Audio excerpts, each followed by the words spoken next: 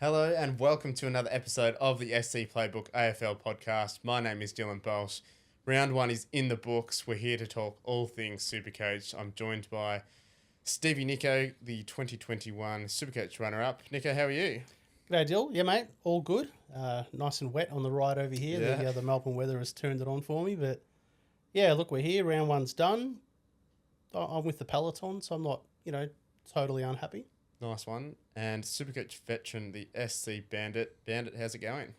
Good, mate. Hawks had a win on Friday night, Yeah. so nice to get one on the board after a disappointing round zero performance. But yeah, a bit like Nico from a Supercoach point of view, not amazing, but not terrible either. So yeah, a bit of work to do, but we're not starting from miles behind, which is good. Yep.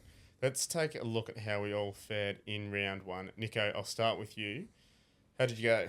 2-2-7-0 for me. So, look, as I said, pretty average. Whitfield, disappointing with a 70.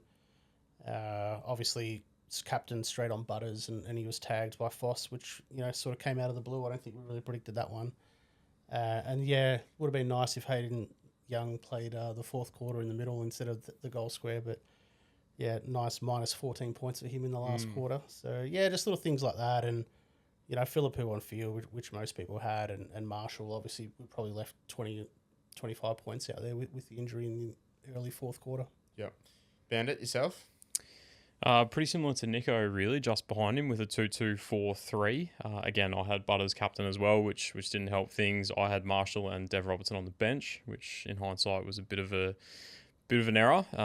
But overall, not too bad. I think my structure is pretty sound. No glaring issues aside from Errol Gulden, who we'll come to a bit later on. But you've buried the lead, Dill. What about your team? You're mate, flying. I'm flying. 2,434 for a season rank of 642. Oh, look out.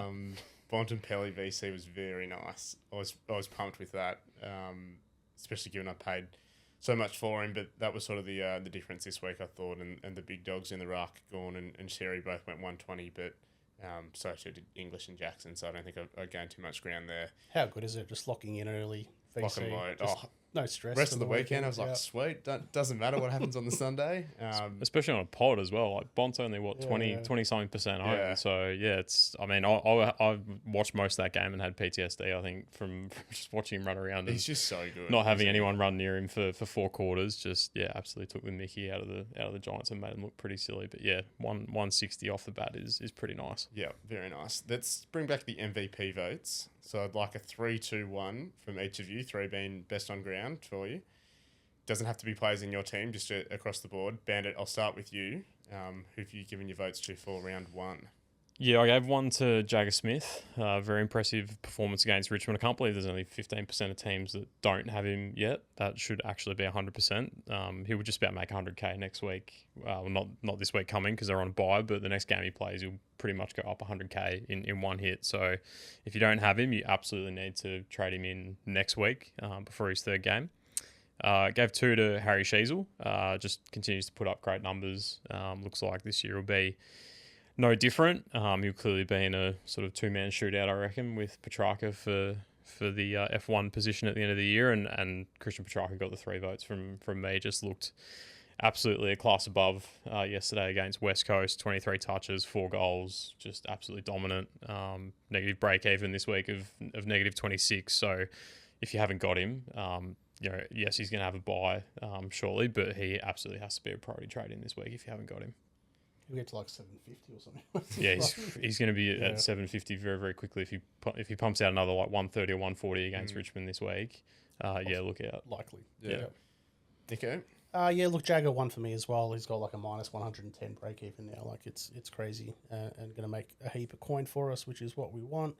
I'm going to give 2 to Sherry just because there was a bit of sort of unknown around him coming into the season and a lot of people jumped off. I'm pretty happy to be an owner with his 128. 3 for Track as well. Just looks unreal. Yeah, nice one. I went 1 to Devin Robertson as a an F6 player, I fielded him. I think it would have been a pretty 50-50 split. Some might have gone Lombard given the matchup against the Eagles, but I had it in draft as well. So I was pretty gassed with how he was going on a Sunday night. 2 votes for Petracca, as you both touched on, and 3 to the Bont. Nice one. Let's talk injuries, Bandit, because there's a little bit of news around. Yeah, Errol Gulden was the main one from the weekend that we saw. Dislocated his shoulder, didn't finish the game, had his arm in a sling post-game. It's come out this afternoon that the Swans are going to offer surgery on that, pretty similar to what Will Day did in the preseason. So full shoulder reconstruction is about a 4-month timeline, unfortunately. So It was like a minimum 4 month, wasn't it? yeah, just about. So yeah, he'll be back for finals if the Swans get that far probably, but he's going to miss a fair chunk of the home and away season, which is pretty disappointing for him, given he missed a lot of last year as well with a broken ankle. So yeah, just can't get a decent run at it, unfortunately, for Swans fans and for super coaches who have him, myself included. Yeah, you just can't. We've all got him, don't we? Have you got Gordon too? Yeah, I got Gordon. Yeah, so all 3 of us have got him, and these are the ones that you just can't do anything about, unfortunately, when injuries hit. Unfortunately, you're going to have to burn an early trade. So, yeah, we're going to have to look at some options to replace him. Yep. Nico, let's do that. Who's at the top of your watch list? Yeah, so the immediate ones that come to mind, Sarong off his 150. I'm not 100% sold on him just yet. Obviously, we've got that lingering memory of his season last year where he just scraped to 100 basically every game. Just on that, so he scored, I think he must have been on 70, maybe at 3/4 time. Like, it looks like he was going to pump out another one of those 105 flats where it's kind of neither here nor there. Had 80 or 90 points in the last quarter and ended up on 150. Yep. Do you look at that and go, oh, he's got the scoring profile to go huge? Or do you look at that and go, well, Not sustainable. It's not sustainable, yeah. Yeah, probably the latter. Yeah. I think, only had 68% in the CBAs as well. So I just think with LG in there, like these guys like Brayshaw and Sarong are probably going to take a bit of a hit, I think, in their scoring, maybe their ceilings. So, yeah, I'm kind of maybe just leaning away from Sarong, even though he seems the obvious one. Yep. And maybe a Zachary Merritt might, start the season hot like he did last year. Yeah. So I think he's another option, but you're going to need like 18K or something to get there. So if you've left yourself pretty thin with your starting squad, you might not be able to reach that far. Bandit, what are you thinking? Yeah, I think Sarong and Merritt are probably the 2 that I'm looking at. I think Sarong's fixture is pretty friendly in the next few weeks. They've got Melbourne this week coming up, who he's got some okay scores against in the past, and then they play Richmond and then Adelaide, and then you've probably got the upside, I guess, of no bye for him as well. So Gulden was going to have a bye in round 4. You're then getting an extra game out of Sarong now against, should be relatively friendly opposition as well, I would have thought. So even post that, you've got Collingwood, West Coast, Carlton. Yeah, their fixture actually opens up a fair bit in the next sort of 6 weeks, to be honest. So they'd be disappointed to lose that game first up to the Cats, but they do have a relatively friendly run from here. And Merritt as well, I think, just went back to what he showed us in previous seasons, just dominated against Hawthorn, albeit Essendon probably struggled as a team, but his next couple of weeks is pretty friendly as well. They've got Port Adelaide in Adelaide this week, which will be tough, but I don't think he'll struggle to score against them. And then they've got North, who he's scored really well against in the past too. So, and he's really lowly owned this year as well. I think he's only like 2% of teams or something like that. That'll probably go up this week with lots of players correcting out of Gulden, but they're probably the 2 that really stand out for me. It's annoying that bye's come around so quickly because I was really looking at Max Holmes as an option. He looks really, really good this year. Well, Tanner Bruhn's probably the other obvious to go down. Yeah, and you could go down. Yeah. That's the other alternative. But yeah, I mean, there's just so many players on buys now that it's going to be hard to find someone that you're really super happy with. But yeah, I think Sarong for me probably leads that at the moment. Yeah, I'm having a look at the guys around the price point now. Noah Anderson looked good, but again, you have to find another 50, 60K to get there. Dawson wasn't great. You certainly wouldn't go to Brayshaw. Callahan was good, but again, that's another... Brayshaw's so interesting because he actually had the role looking at it on paper. He had like 80% CBAs or something. So he was the number 1 midfield guy. So a bit strange. I'm not exactly sure what happened with his scoring there. I don't know if you boys watched it a bit. He was another one who went missing in the last quarter. -3 Supercoach in the last. I think he only had 1 disposal in the last quarter. You tweeted something about scores being sort of amplified as well, didn't you? Yeah, I think with with those extra 2 players being on the field for the full game now, I think, and I've noticed it on a couple of games, watching the games and then kind of watching the scores as they go, there seems to be a big jump in scores sort of halfway through the last quarter.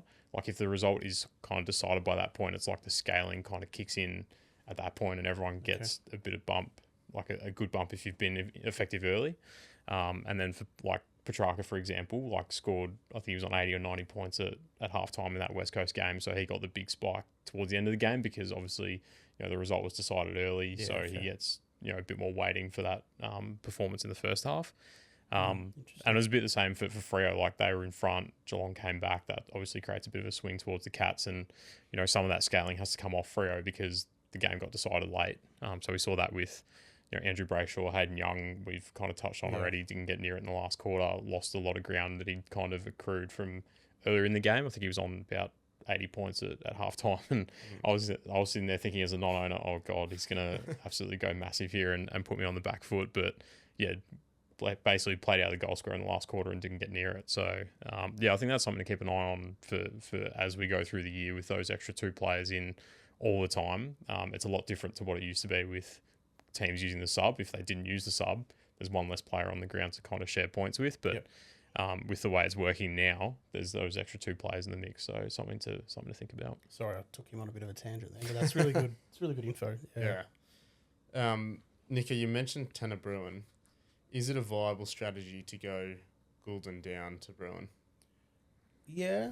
I think as long as you can use that 300k straight away, maybe get like Luke Jackson or something in to a flex. Yeah. I'd be pretty interested in that kind of move. Won't work for my team, but could work for some. Yep. I'm having a look at mine here, and if I go Gulden to Bruhn, that gives me another. Essentially, I could go Windsor up to a primo back, but I don't love a lot of the premium defender options. And Bandit, you mentioned as well before we clicked record that he actually looked pretty good, Windsor. Yeah, I thought so. There was a bit of talk before the game. Nico kind of alerted us to it that he had a bit of a corky during the week at training and was touch and go to play. And you could see he had, I think, a shin guard on his leg, obviously to try and protect that a little bit during the game. But I actually thought he was okay. He was among the leading disposal getters for Melbourne, so he was finding the ball enough. Kicked a goal as well. And had another couple of shots too. And could have probably kicked a couple more. But yeah, just as I watched that game relatively closely, and he did sort of fade out of the game a bit as the game went on, so he might have just sort of lacked a bit of conditioning with that corky, might have just been trying to nurse that through towards the end. But look, I wasn't disappointed with a 70 from him first up. I think the signs are there that he's definitely capable of doing more than that. But yeah, he's probably a watch for next week. The one I'm probably slightly more concerned about is Coleman at Brisbane, only averaging 55 from his first 2 games. They've got a bye this week. I'm not sure he's done enough to stay, to be honest. I will give him a stay of execution for 1 week, just because he is on the bye. So that gives us a bit of flexibility in terms of trading him out. But yeah, there's lots of other rookies putting their hand up with better scores in their opening games. So he's one that I'm keeping an eye on really closely. The role's kind of there, isn't it? He's just not really doing much. Yeah, he's just not doing a lot, to be honest. Yeah, his time on ground was better this week. I think he had mid-70s overall, and he was on the ground a fair bit. But yeah, he's just not doing a lot with the ball, unfortunately. And I'm going to be pretty ruthless with bench rookies this year. I've let a couple of big ones go that have cost me in the past. I didn't have Murphy Reid last year. I missed Jeremy Sharp from Freo the year before when he went on a big run as well. That one rookie that goes up sort of 200-300k can be the world of difference. So if someone looks like they're not going to deliver, then I'm going to pull the trigger pretty quickly this year, I think. Yep. Nico, Isaac Heeney came off late in that Brisbane game with a slight hamstring issue. I think they termed it hamstring awareness, so it hasn't even been a proper injury, but he did come off late. It feels like they might rest him for the Hawthorn game off a 5-day turnaround. But either way, probably in-game management or something maybe as well. Yeah, you're definitely holding him. I think there's no point sort of wasting trades on primos. I don't think at this point, unless they're injured, obviously like Errol. So yeah, just hold him. I think he'll probably play. Yeah. Todd Marshall had his ankle caught late in that North Melbourne game. Didn't finish the game, but it sounds as though he's avoided any major damage, which is a good thing. So keep an eye on that. Hopefully it's pretty minor, and I think I'll probably hold him. Yeah, he's scoring really well. Nothing serious. I think he's a a pretty good hold, especially when we've got Robertson, Lombard. Like there's a few different options in that front half too. 85% disposal efficiency for Yeah. Todd. So, yeah, uses the ball really well. It's wise there. Yeah. Bandit, what about Mattaes Phillipou? So he didn't play at all in the second half with a $1 million man. corky. He was on the Yeah. bike a lot. It was a bit weird. What are we doing with Phillipou? We don't have any concrete injury news at the time of recording, so I'll put a caveat on that. But if he plays, do we hold him? Do we pull the trigger anyway? Like his cash generation's kind of been stunted with a score of 27. Yeah, it's not ideal. He's put us in a tough spot, unfortunately, Mattaes. It must have been a really bad corky because usually they'll be able to kind of work players through that. But the fact that he wasn't able to come back on suggests to me that he'll be really touch and go for this week. They play Saturday afternoon, so they're on a 6-day backup already. That's a tough ask if it's as big a corky as what we're led to believe, and he's had to miss a half a footy with it. When the game was live too. When the game was kind of in the balance, and Saints had a couple of other injuries as well with Liam Ryan hurting his shoulder. That probably suggests to me that he's touch and go for this week, and even if he does get named, I'm almost in the boat of trading him out, to be honest. To Cook. Potentially. I don't have who's the West Coast? My boy. Milan Murdock. Yeah, I haven't Murdock. got Milan Murdock either. So he's one that I'd be looking at really closely as well. I know he's only played the one game, but with the performance he put up yesterday against the Suns, I'd be staggered if West Coast dropped him. Pretty wild that they could pick him up off the street 2 weeks ago and take him from a building site where he was doing his electrical apprenticeship, I think it was, to playing AFL, and him being among their best players. I'm not sure that says much for some of the other guys who've got on the list, but yeah, he looked really good. Had an absolute crack yesterday. So yeah, he's a he'd be mature one I'm ager looking as at. well. Like he's done a pretty good apprenticeship. Yeah, I think he's won a couple of there. BOG medals Yeah, in Simpson Waffle Grand medals. Finals and stuff like that. So yeah, Yeah. he's definitely got some runs on the board at a state level. But yeah, obviously West Coast have taken the punt on him, and looks like they might have found one. But yeah, I think from a Phillipou point of view, yeah, with that 27, like he's not going to make much cash in the short term. Even if he plays this week, like he's clearly going to be underdone. Like I don't reckon he'd be training much during the week. He'll just be fully focused on rehab. So yeah, he's one that I'm looking to move on. We just know that he's good, don't we? Like when he's on. Well, do we though? Like Yeah, he's never had actually a really seen good it. stretch. Yeah, it was it was for half a season, was it, or? Yeah, I suppose, Or but yeah, that like back half of yeah, that 1 year where yeah, that might be a little bit harsh, but yeah, I don't think I've seen enough from him Yeah. to justify hanging on to him when there's other guys doing what other like Cook play really well for the Crows against Collingwood on Saturday night. So yeah, we've just got better performers elsewhere, and that's really my read on it. Yeah, my issue with trading Phillipou is that prior to the injury, the role was really good. So clearly he's got the talent. No one's denying that. It's a question of if he's put it together. The role was, there were CBAs in the preseason. He was finding a lot of the ball. The time on ground was okay from memory. I don't have the numbers in front of me. He was everything that you wanted in a cheapie option at 168,000. Yep. If I was to part ways with him to a Braden Cook, as you both mentioned, or even to a Murdoch, and he was to then play or come back in a week or two time and start pumping out 80s that we were sort of hoping he'd do a week ago, I reckon that'd be a bit of pill to swallow. Nico, let's talk about Braden Cook and your man Milan Murdock though. What did you like out of those two? Yeah, Cook played on the wing, and just his work rate was really good. Hit the scoreboard as well. Just used the ball pretty well. Got into dangerous areas, so he looked pretty good to my eye. And I might wait, and I don't think there's any real reason to rush on him for this week. So Not you at might as well, 150 something as well. you might as well just have another look and see how he goes this week as well. So I think let me just bring up his stats here. 14 kicks, which is good. 7 marks, so 10 contested possessions, which is really good as well. So, and no issues with his ball use or time on ground either. So really good. Milan, I took a bit of a flyer on him. I liked sort of what I saw, from his waffle kind of numbers and that kind of thing, and I just thought, boy, if they use him at half forward and push him up, to stoppage, or he pushes up into the midfield and can get involved in scoring chains, might actually be okay. So I took a bit of a flyer on him. The the gamble was he could be a forward pocket for West Coast, and that's just utter trash. So, look, it's worked out. He scored 110, had 22 disposals, and kicked 2 snags, which is unreal. The was in the coaches' votes too today. I don't know whether it was McQualter or Hardwick that snuck him in, but someone rated him more than us. 22 touches and 14 were contested. So, really hard at it, just took his opportunity, with both hands. He went at 59% disposal. He could have gone better as well. So, he was cramping up. Obviously, it's a big step up, to the AFL. So, in the last quarter, he was, slurping the pickle juice. But yeah, I think he just looks a player. So yeah, I think just wait another week though. Yeah. Again. My concern with him when we were sort of chatting about whether you go Jack Carroll or Murdoch or whoever you sort of pick on the bench was that West Coast Tim Kelly didn't play. Schoenberg's another one who played that half-forward role a lot in the pre-season. He obviously missed the first week with suspension and will be available this week. I think both those guys, Cook and Murdoch, you look at the scores and go, they've scored 90 and 110. That you can't drop Milan though after that. No.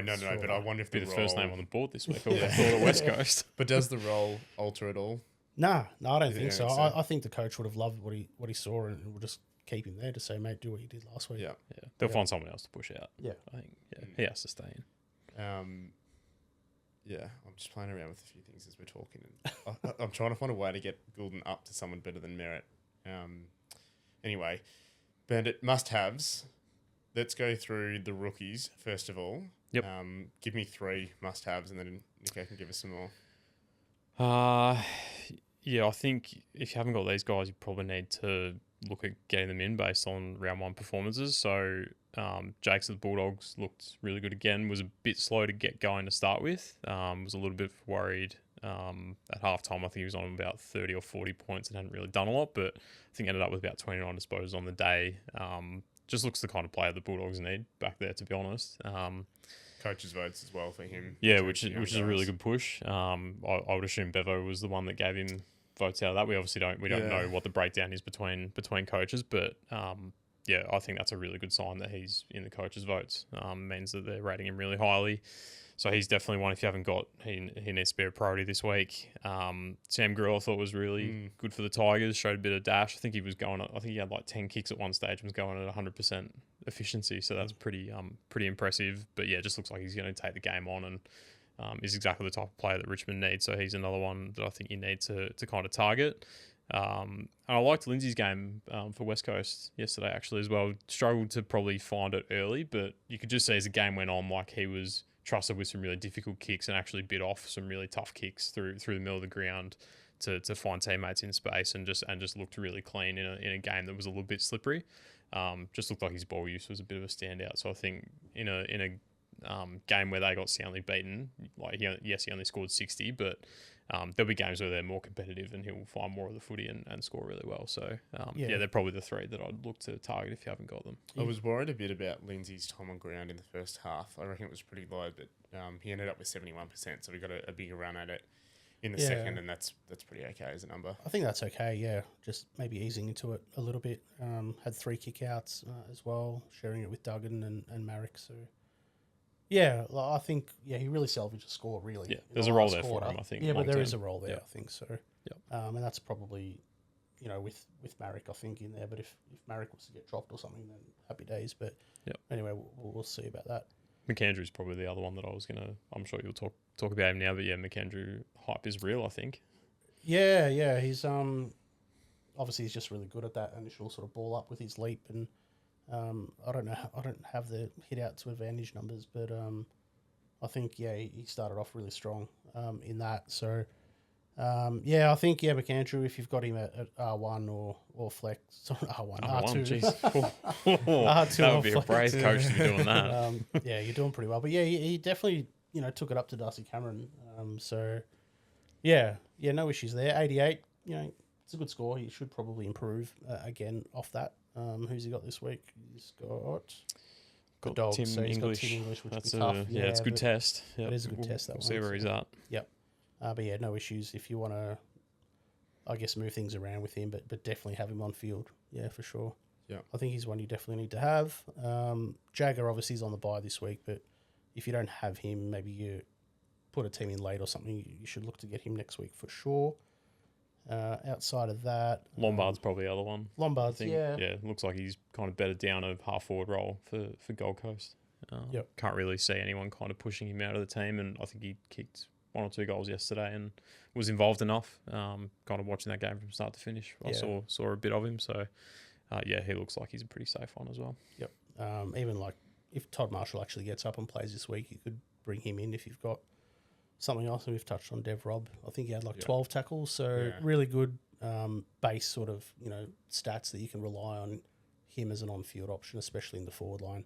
Yeah. So I think these are the guys that you're playing with. But Tony Blamires looks good. I thought as well. Yep, scored 70. So I think he'll probably stay in. They had a good win, so there's no reason that the team is going to be changed drastically or anything like that. So he'll keep his spot. So, yep. Can I throw up something a bit rogue? Why not? So I've got 2 primo rucks and I've got McAndrew in flex at the moment, and I'm looking at my team and I'm trying to find a way to get Murdock in next week. I won't go early on him, but I want him in next week. At the moment, I either downgrade a Carroll or a Sharp to him, who are both at the moment warm bodies and are scoring 50s, 60s. Or I move McAndrew into R3 and take out Kalani White for Murdock, and then I field either him or Blamires or someone out. Is that too rogue? It kind of seems like a waste of trade, doesn't it? Like starting with a loop player and then taking them out straight away. So I don't like you've chosen him for a purpose. Yeah, stick to that purpose and lose the money that I'd make on a Carroll or a Sharp type. I don't think you're going to be making much on Carroll, are you, really? I don't know. What do you reckon, Bandit? I think. It's interesting with like the early buys.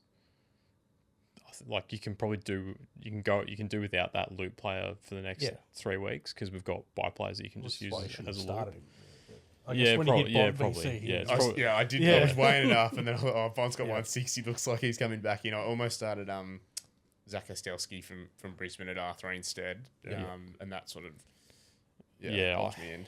It's probably not worth it because I don't think you'd make 150k out of the next 3 weeks to kind of justify that, and that's kind of the benchmark that we use in terms of a dollar amount to kind of attach to each trade. So, I don't know. I'd probably look at another way to get Murdock in potentially.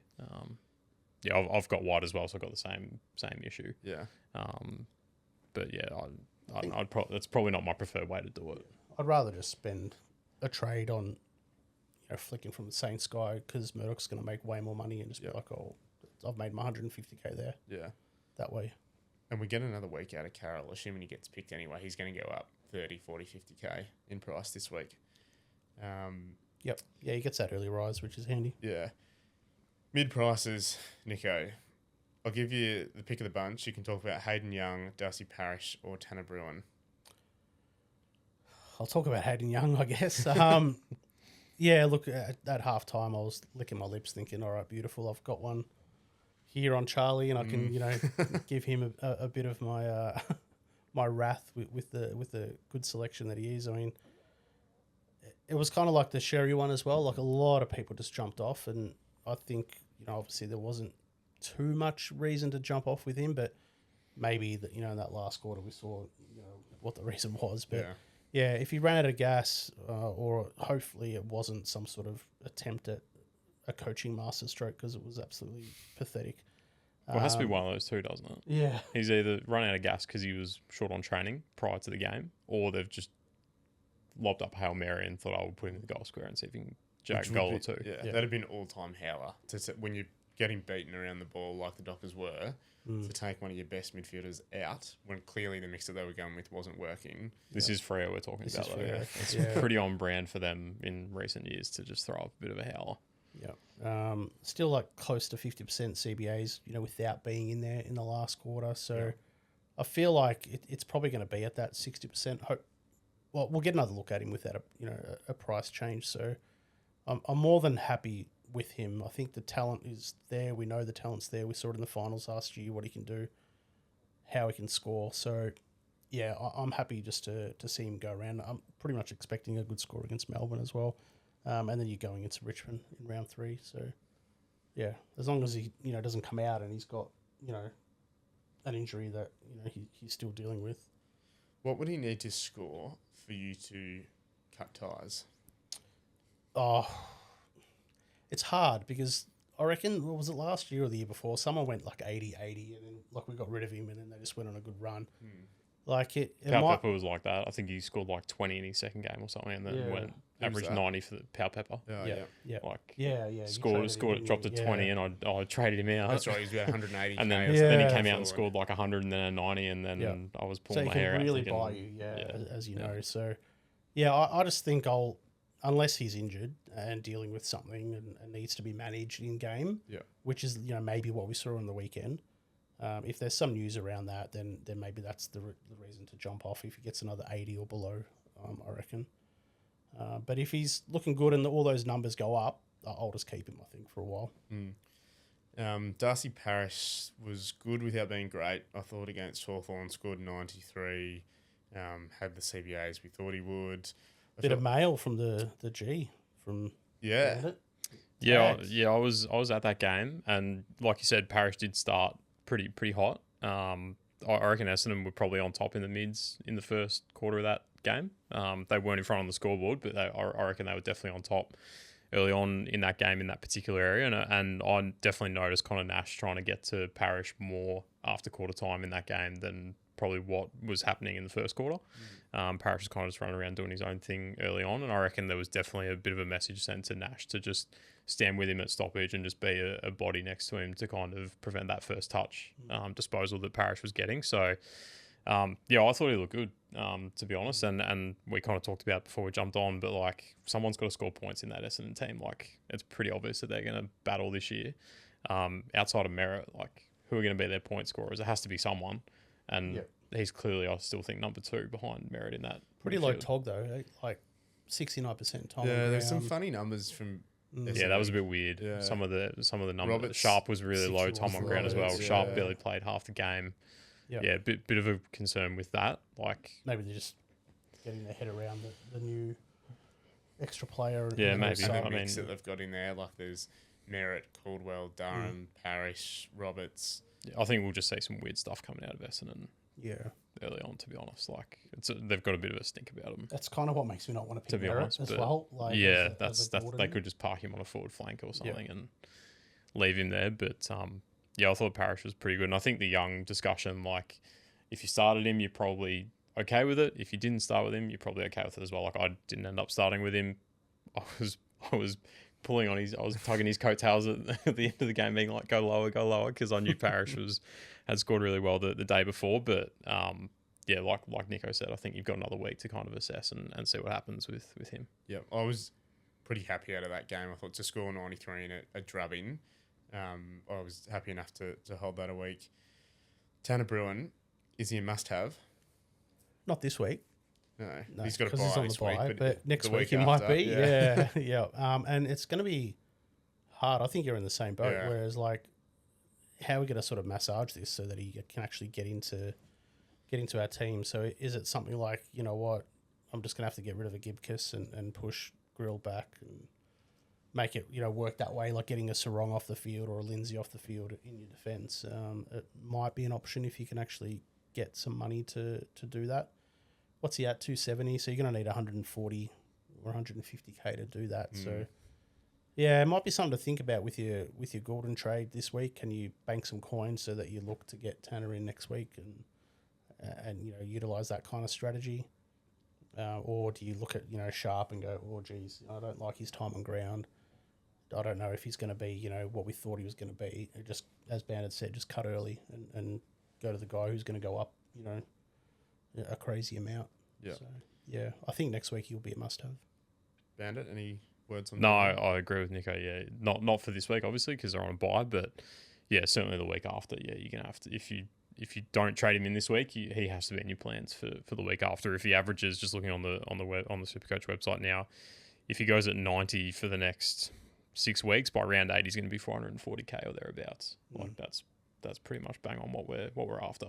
And you'll be able to flip him to a roll gold primo at his buy in the middle of the year. Maybe flex comes into it a bit here as well. Like we've both got. Oh, you don't have. Sorry, I've got Zach Ostelsky. I could maybe just push him to the defensive line, put McAndrew into R3 because I've got English on the bye, that week. Right, yes, So, yep.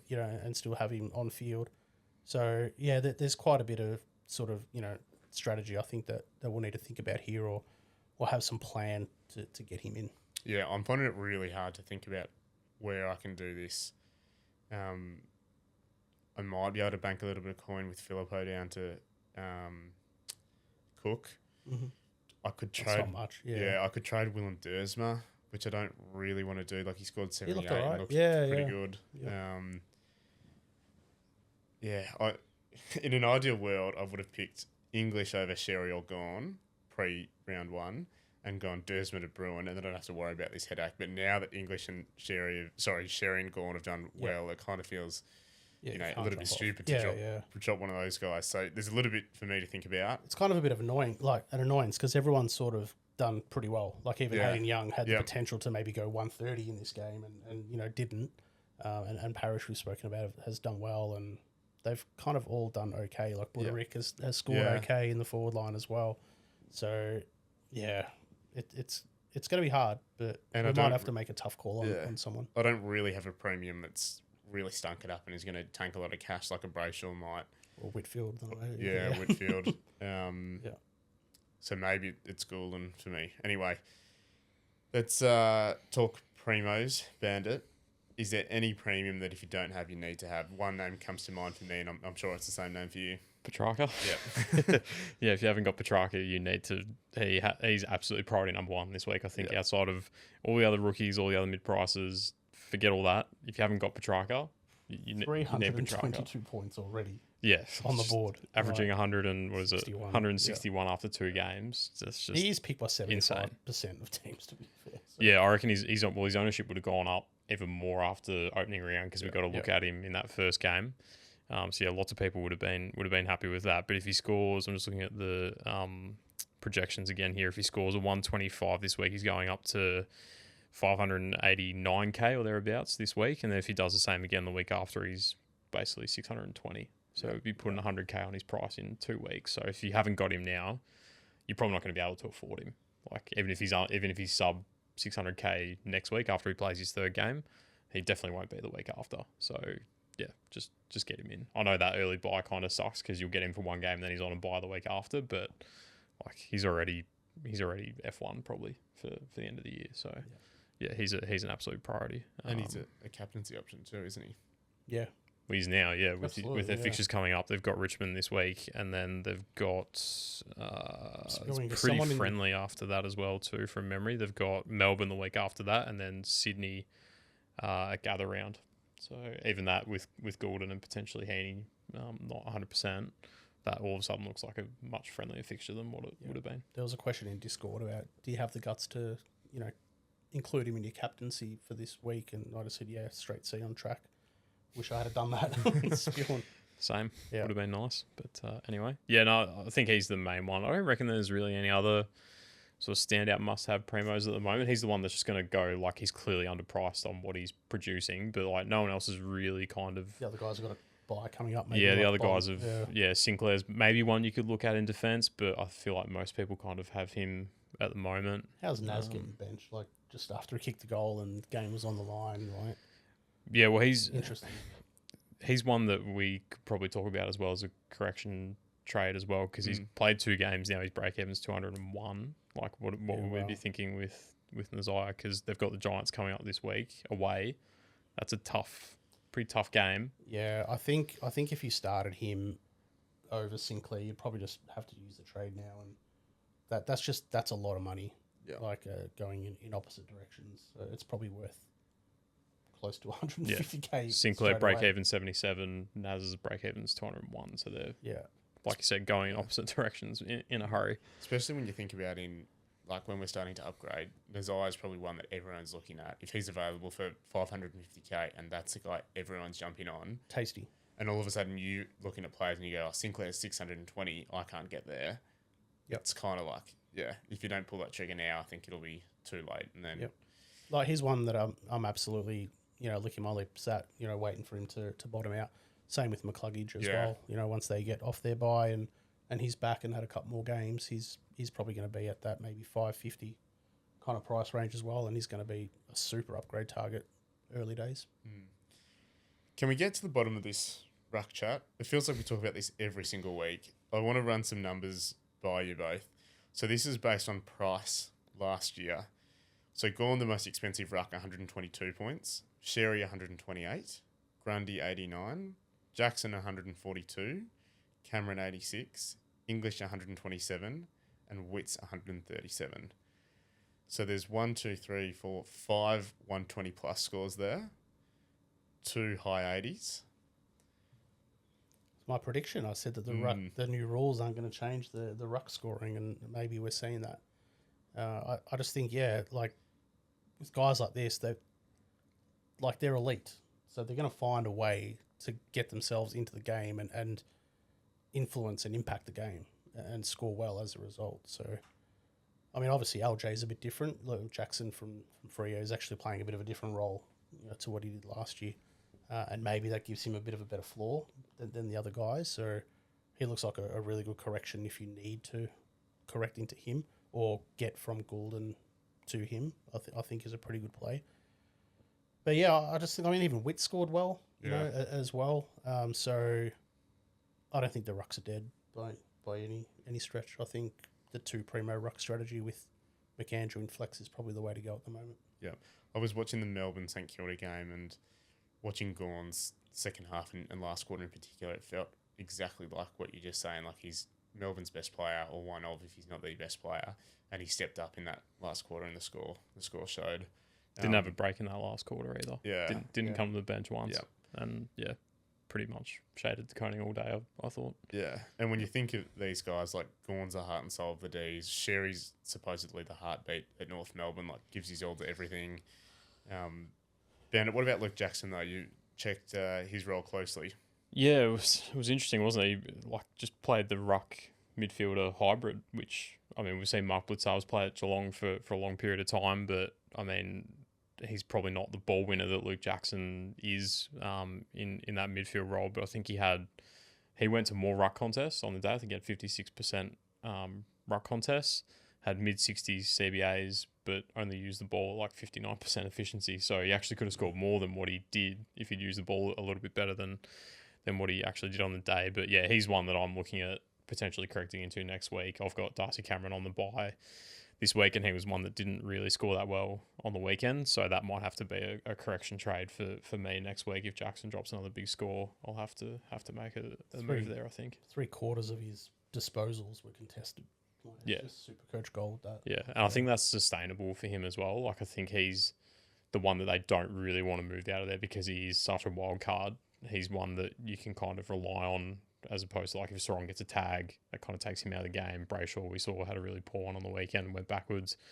Young, we obviously got a little bit of question mark on his role. I think that, he'll come good, but there's probably a little bit of question mark just with that little interruption he had prior to the season starting. So Jackson's probably the one that they're kind of banking on at the minute from a midfield output point of view. It's almost unicorn stuff. Yeah, really.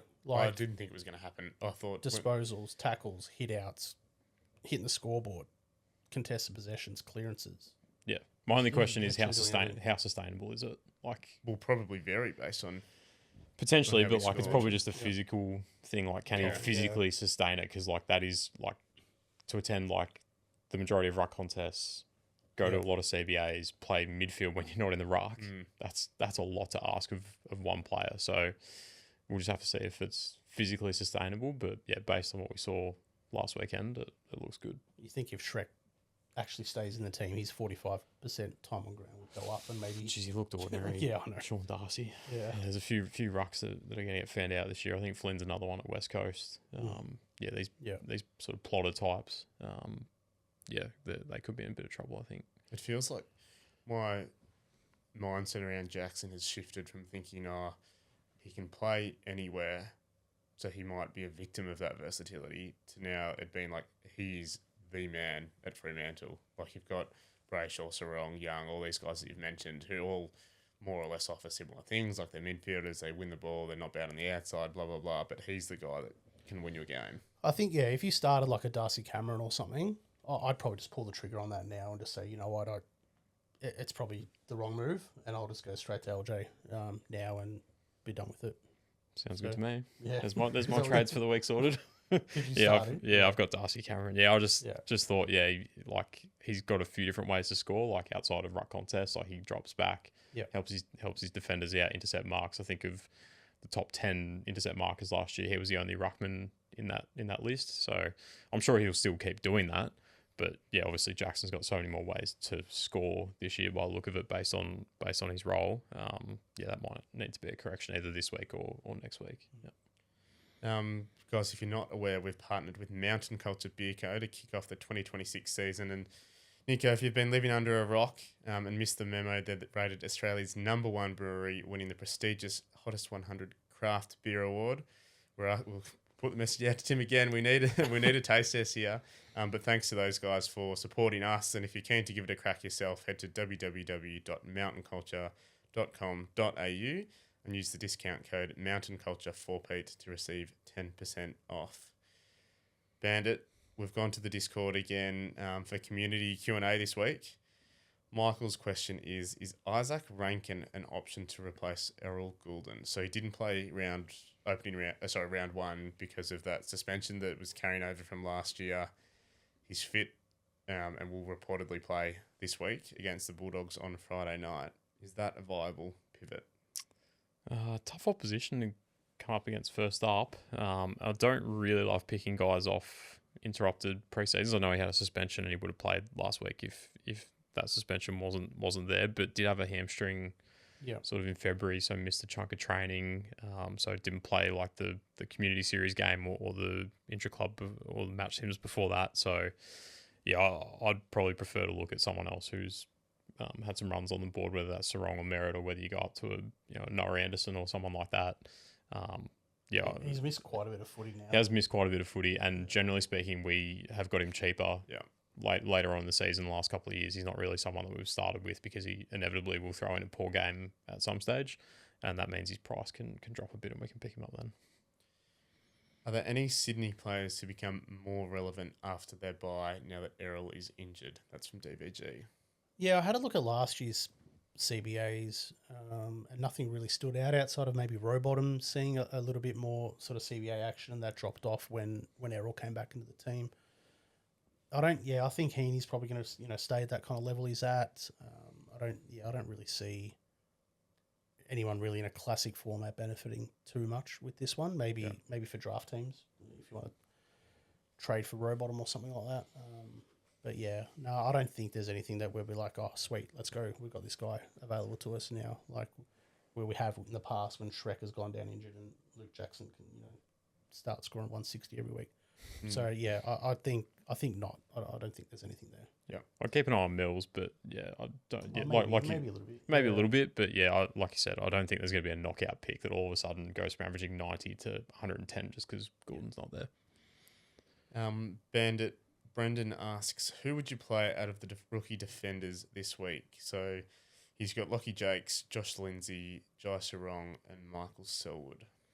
Must be batting a bit deeper in defence than me because I've just about got all of them on field this week. Yeah, so do I. Yeah, I've got 3 spots open for genuine rookies this week. So I'd probably go Lindsay, Sarong, and Jakes. Jakes is I think clearly the top pick out of those ones. Selwood didn't have a great game on the weekend. I think he'll stay in the team. I think he does some things defensively which they like. Just didn't find much of the footy on the weekend, unfortunately. So the role's just not quite there. Yeah, the role's not quite as Supercoach friendly as we might have hoped, but I think they'll stick with him in the short term. So yeah, he's the one that I'm probably going to bench this week. But yeah, I'm definitely playing the other 3. Yep, I assume if you owned Gibkiss as well, that's a bench option. Yeah, it just doesn't have the scoring role. Bit the same, just keep position locked down. He started off okay. Yeah, he started off okay, but I think so. Yeah, yeah, but I mean, they'll play better opposition than the Tigers, and he'll probably score even less. So not for me on field. Yeah, I'm still wary of Sarong playing a wing against the Hawks at a big G where he might get lost. I feel like that could maybe be a score that drops out of our team. Revenge game. Yeah. Could be a revenge game. Yeah. You never know. Yeah, that is a good point. Yeah. He could be one that sees a bit of a little bit of a bump, I reckon, with Gulden out. Maybe they throw him into the guts or something like that. He's maybe that sort of player, just a bigger body. That'll help his floor a little bit. So yeah, I think that is probably one at the lower end that could see a bit of a bump, I reckon. Nice. Yep. Something to keep an eye on. Nico, Brendan asks, is there any primo defender that you could confidently buy this week instead of Gulden? Sorry, my phone's not on mute. Come on, Nico. Standards, mate. Stop. Absolute shocker. Anybody outside of Gulden, did you say? Sorry, a trading for Gulden, so a defender he wants. A defender. I don't think outside of Sinclair, no one's really popped off. Like Clark has sort of Scored a been 70 disappointing. something, Whitfield has been disappointing. Is Sicily back? Nah.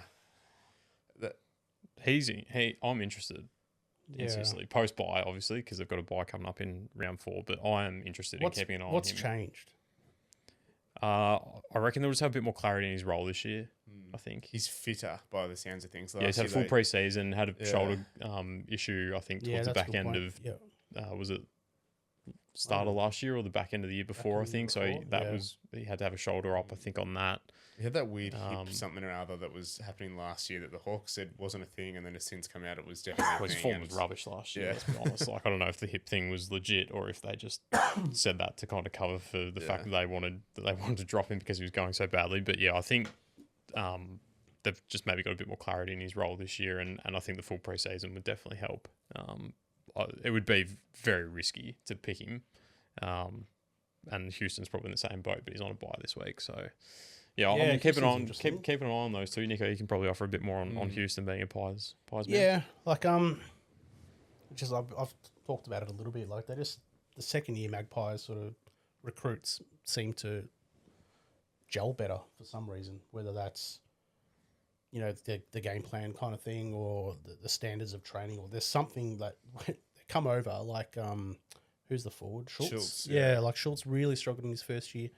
We saw he's kind of close to his best in the second year. McStay was a bit the same as well, but he's kind of dropped off again. So does McStay have a best? Our forward line is just absolutely shocking at the moment. So Can you talk a bit more about Houston's role?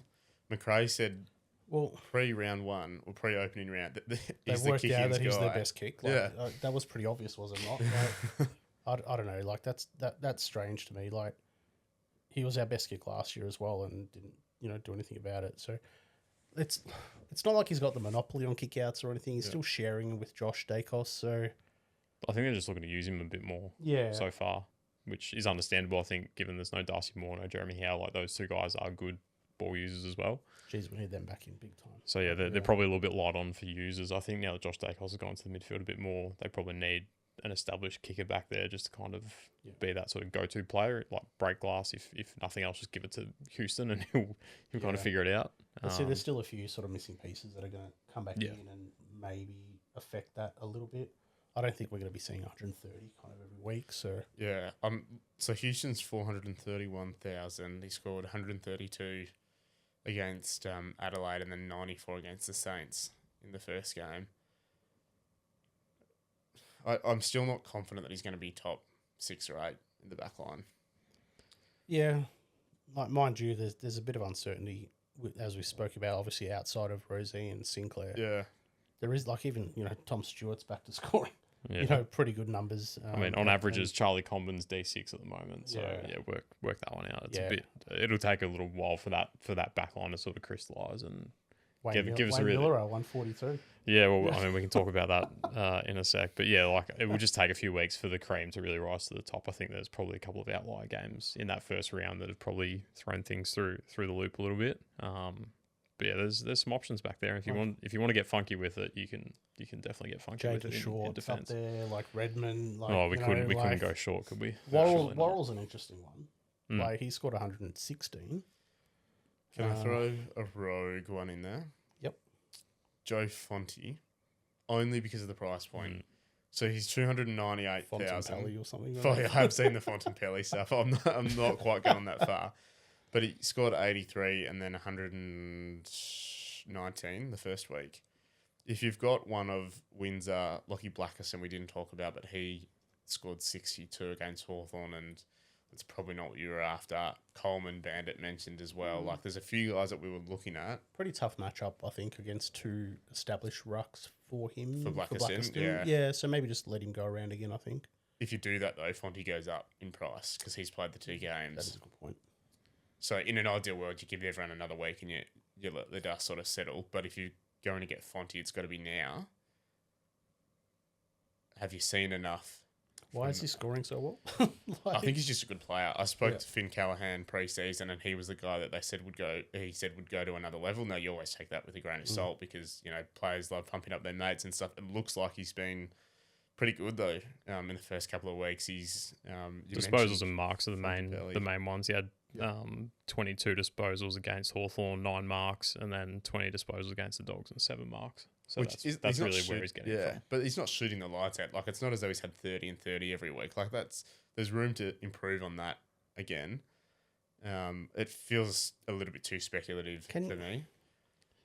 Like it says on Fan Footy that he's running off half back. You've got Ash and Whitfield. Maybe that's why Whitfield's numbers are a little bit low if Joe Fonte's sort of back there as well, taking a bit of the ball off him. My knock on him would be like how much money is he going to make in the short term. Like, I've just done the projections. If he averages 80 for the next 4 weeks, he's not even going to make 100K in a month. Yeah. Like, I reckon you'd be better off like going with Bruhn, to be honest. Yeah, I don't think you have to. Like, if you started him, then great. But I wouldn't be trading into him necessarily. I'm not sure about his cash, generation long term. Lucky Ash, his teammate, scored well after we were really worried about him last week. We absolutely panned him on the pod last week, saying he was no good with injury. He pumps out a 136 in an absolute flogging. So work that one out. Yeah, but look, he's a guy that we might be able to look in as a premium sort of upgrade after his bye, but I think it's a bit unknown. I think the midfield's kind of like, Butters and Dacos are going to be, up there, and the rucks are kind of looking all right, and the forwards we're pretty comfortable with. I think there's a lot of question marks around the defensive primos at the moment. Yeah. All right, let's talk trade plans and captains. Trade plan, Nico? Yeah, I'm going to have to trade Gulden. I've already got Nick Dacos out and Sam Walsh out, and there's no point keeping someone for 4 months, so you might as well just trade them out. I think for me, it's probably going to be, I'll probably go Zach Merritt, I think, and just hope that role stays. So I think I'll just be doing that move. I don't want to be, 2 primo short or 2.5 primo short. So I just want to go primo to primo and try and stay with the pack this week, because I don't think many would have started Dacos and Walsh potentially being on the same bye, so that could be a bit of a worry for my team. But I think that'll just be it, the one move, and I've already got Murdock, and I'll just wait and see for the other ones. Yeah, Cook, etc. Yeah, I've got Gulden as well, so he's got to go this week. Very similar to Nico, probably one of Sarong or Merritt. I have been a Sarong owner before when he was pumping out good scores and not just sort of flat tons. So I do know the capability that he has. There's something about Freo that kind of scares me a bit. I think there's a few teams in the comp like that. The GWS are another one that you don't really know what you're going to get out of week to week, and I just feel like Freo could be a bit the same this year. So there's that sort of nagging doubt in my mind. Like, is he going to be? You know what scares me? A season keeper or not? Seeing Merritt, Parish, and Sharp, in my midfield, like. And Hayden Young. So having it's feast or famine, isn't it? But I think Sarong and Merritt are probably the obvious 2. And I've still got Darcy Cameron sitting there, so it's just a question of do I pull the trigger on getting Lou Jackson in, or do I just kind of wait and see what the role looks like again for another week? It comes up against Gawn, so there'll be a good ruckman to kind of go up against. But in saying that, the Demons midfield isn't much chop, I don't think, compared to Freo, so he might just have another day out. And there's another score of let go, gone begging. So that might need to be a correctional trade. And then Phillipou is the other one that I'm kind of looking really closely at. That might be a reason why I just keep Cameron for another week and wait and see. Because even if Phillipou plays, I could just see him dropping like a 40 and having like 60% time on ground. They just kind of manage him through, which would be an absolute disaster. They can take a while, these quads, don't they? Like Corkies can be, they can bleed a lot, and they can just take a long time to get over.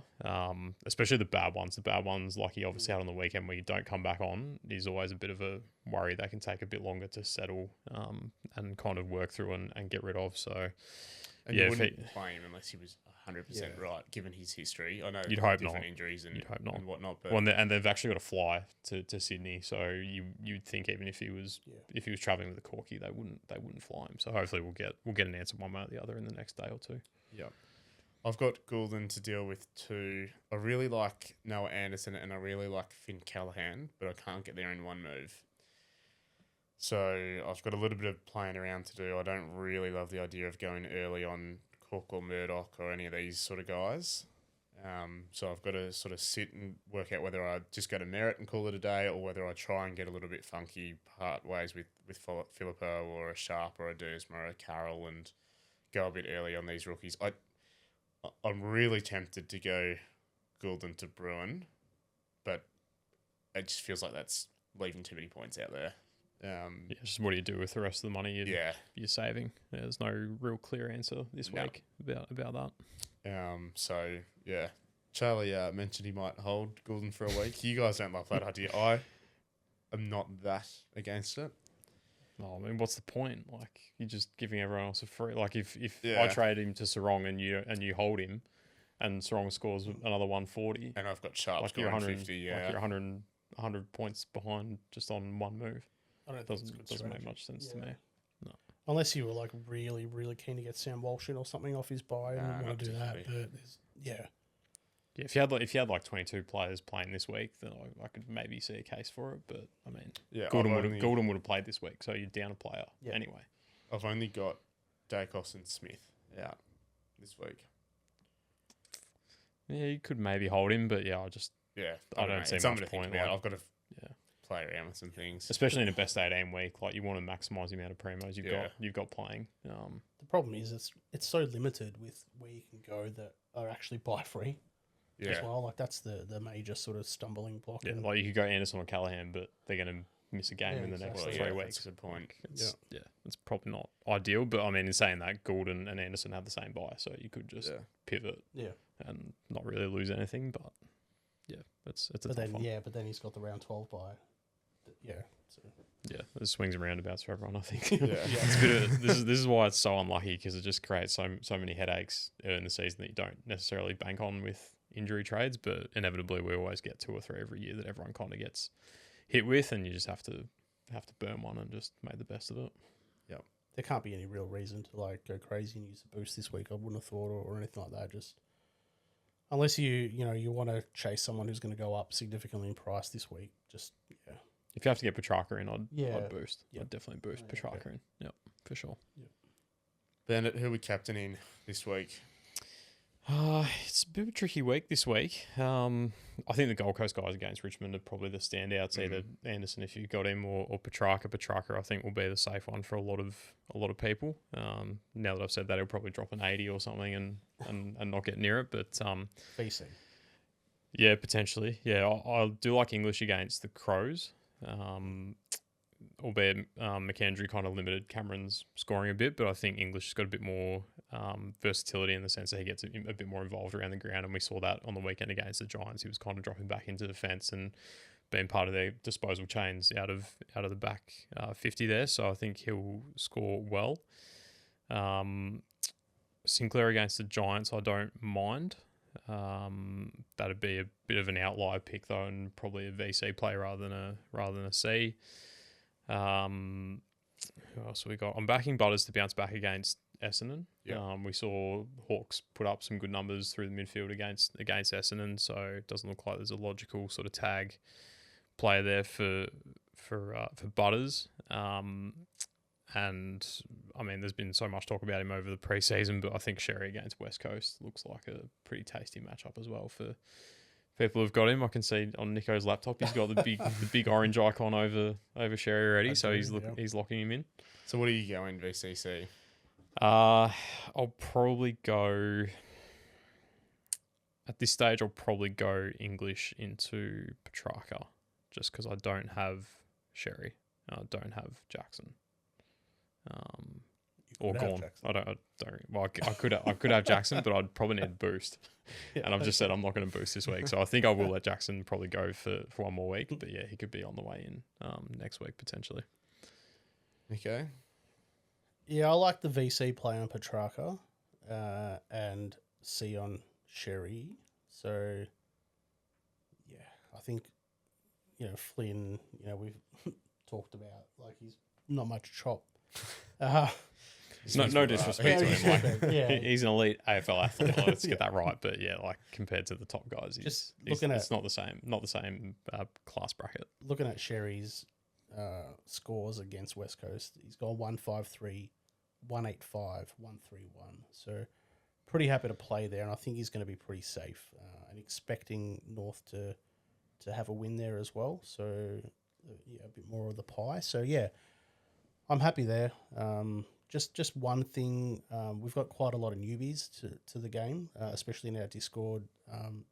The blue dots, like you can just put the C on them whenever. So if you just, you're new to the game, and you've got a player who's got a bye, you can put that person on field and have your emergency set, and you can just, VC late in the week if you want to. So yeah, they don't lock out until the last game starts. Yep. So if you need a loop, the blue dots are loop players, and we haven't mentioned Bontempelli because I refuse to acknowledge his existence until he's in my team, and he's not in my team currently, so I'm not considering him as an option this week. But Dill, for your team, I'd be VCing Bont in a heartbeat. I've got Bont, Butters, Sherry, and Petracca. Sport for choice. I know, it's great. I love it. That's why I pay the big bucks for the big dogs, and it worked week 1. It might not work week 2, but that's a Bont into truck, surely. You get a 130 out of one of those guys for sure. Yeah. Easily. Yeah, well, hopefully a good problem to have, eh? Yeah. The luxury of choice. Bont last game against the Crows, 174. Yeah. Say no more. I'd be locking him in big time. Into track, you said. Yep, I reckon that's the go. I'll raise it all the way up to 0. Now you can also load media into the Roadcaster video, like video clips and sounds, so you might want to check I know those. we're going a little bit rogue here, but he had some weird positioning at times in that game. His CVAs were solid, but Foss had, the CVAs as well. So, Finn O'Sullivan is who Foss is. So yeah, just I don't know. They're back in vogue. Like, I mean, Butters is like the go-to target at Port now, isn't he? Like everyone's talking about what he's going to do at the end of the year. He's obviously playing for a big contract. Like teams are just going to look to sit on him. Like, and there will be times where he'll get off the leash and still score well. But yeah, I think. I don't think the Crows would have anyone that could run with Bont or anything like that. So that's pretty comfortable. Yep, for sure. And Richmond won't have anyone to play on Petracca either, I wouldn't have thought. Yeah. Cool. Well, that text message, by the way, was you would have lost your mind of the kids tonight. So I'm pretty happy to be here. So.